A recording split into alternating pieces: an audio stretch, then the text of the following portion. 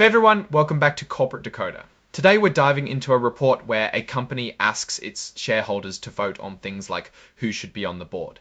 It's like a popularity contest, but with real money on the line and potentially big consequences. If you've ever wondered what goes on behind the scenes of publicly traded companies, this video is for you. Before we start, if you appreciate getting straight insights from corporate documents, make sure you're subscribed. We also have a Discord community linked in the description below where we can discuss these documents and their impact. We're looking at a Form 8K filing. This is basically a company saying, hey, something important happened and we need to tell everyone right away. This report is related to events that happened around mid-June of 2025, but the document is related to something specifically from the June 11th. The filing is about the results of a shareholder vote. Shareholders are part owners of the company and they get to vote on important decisions. These votes dictate where the company goes. Veris Residential, a company that conducts their business through Veris Residential LP, held its annual meeting of stockholders. The shareholders got to vote on three main things. First, they elected 9 members to the company's board of directors. Think of the board as the team who steer the ship. Second, they gave their opinion on how much the company's top executives get paid. This is like checking that the company's financial numbers are looked over by an outside expert. Here are the results of the director elections. The following 9 people were elected to the board for a 1-year term: Frederick Q. Minnell, Ronald M. Dickerman, Tammy K. Jones, Ahekiva Katz, Nori Gerardo-Lietz, Victor B. McFarlane, Marbod Nia, Howard S. Stern, and Stephanie L. Williams. The table shows how many votes each candidate got for them and how many were withheld.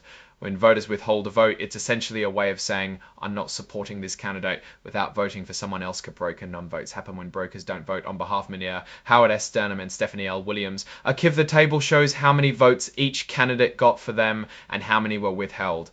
When voters, the table shows how many votes each candidate got for them and how many were withheld. When voters withhold a vote, it's essentially a way of saying, I'm not supporting this candidate without voting for someone else. Broker non-votes happen when brokers don't vote on behalf of their clients. Also called a non-votes happen when brokers don't vote on behalf of their clients. Also called a non-votes happen when brokers don't vote on behalf of their clients. Next up is the vote on executive compensation. Basically, paychecks for the big bosses. The company's stockholders approved the compensation of the company's named executives of the votes. Roughly 63 million shares voted in favor, about 3 million against, and a small number abstained. Again, there were about 11.4 per million broker non-votes.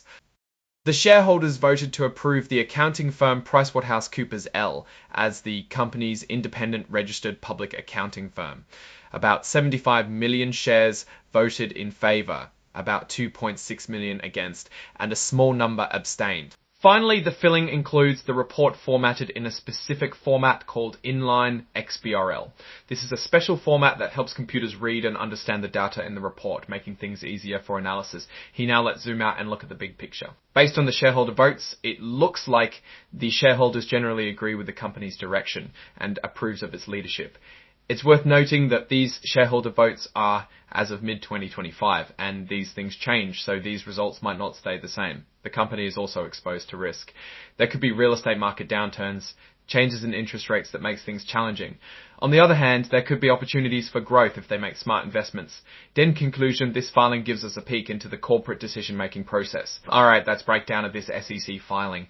What's your take on the shareholders' agreement and what they signal for the company's future?